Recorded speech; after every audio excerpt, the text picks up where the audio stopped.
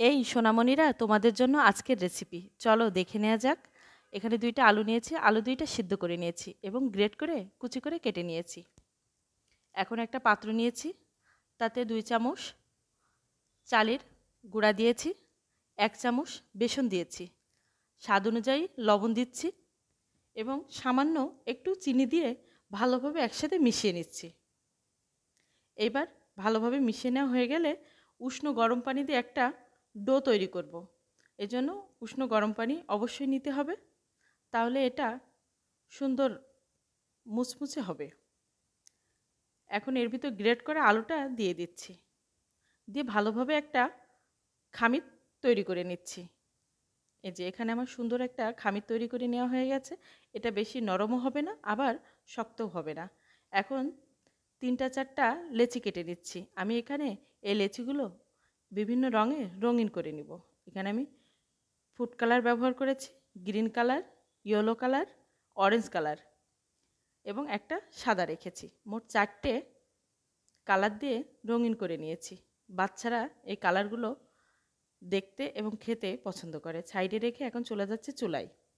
চুলায় হালকা একটু দুধ দিয়েছি, 2 চামচ চিনি দিয়েছি, একটু ছানা ব্যবহার করেছি আর গুঁড়া দুধ দিয়ে সুন্দর একটা ছানার মিষ্টি তৈরি করে নিচ্ছি। একটু সন্দেশের মতো একটা পুর তৈরি করে নিচ্ছি। পুরটা রেডি হয়ে গেছে, নামিয়ে নিয়েছি। এখন এই কালারগুলো একটা একটা করে ছোট ছোট লেচি কেটে নিচ্ছি গোল গোল করে। লেচিগুলো কাটা হয়ে গেছে। এখন চারিপাশ থেকে এভাবে হাত দিয়ে আস্তে আস্তে মিলিয়ে এর ভিতরে দিয়ে দিচ্ছি ছানার পুরটা, দিয়ে মুখটা বন্ধ করে গোল গোল করে নিচ্ছি। আমি প্রতিটা একইভাবে গোল করে এর ভিতরে কমপ্লিট করে নিয়েছি। এখন চলে যাচ্ছি,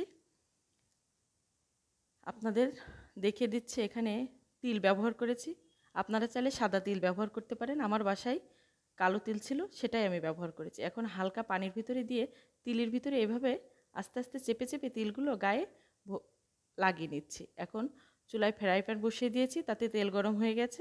একটা একটা করে এই হাওয়াই মিঠাইগুলো এর ভিতরে দিয়ে খুব আস্তে আস্তে ভাজতে হবে।